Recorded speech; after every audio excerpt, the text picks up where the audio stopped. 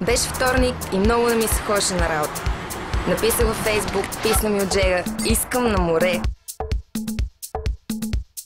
Беше вторник някъде през юни. Много не ни се ходеше на работа, но вече бяхме там.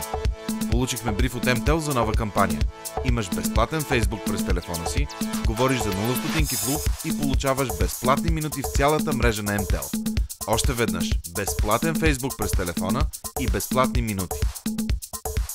Решихме да създадем Facebook Application, който прави летните ти пътешествия една идея по-приятна. Share a Ride.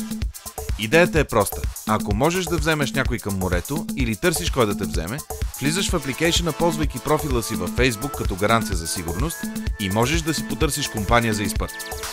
Всеки шофьор оказва колко точно места има в колата, дали превозва товари и дали иска кинти за горивото. Ако си харесаш нещо в твоята посока, пишеш лично съобщение, което пристига и в личната поща на шофьора и си готов. Планирахме миниатюрна банер кампания, пренасочваща към апликейшъна, и пуснахме покани на подбрани потребители. В момента, в който се включат, на личните им стени излизаше съобщение, канещо приятелите им, създаващо лавинообразен ефект. Share a Ride – малък, смислен апликейшън, който просто ти върши работа. Та така,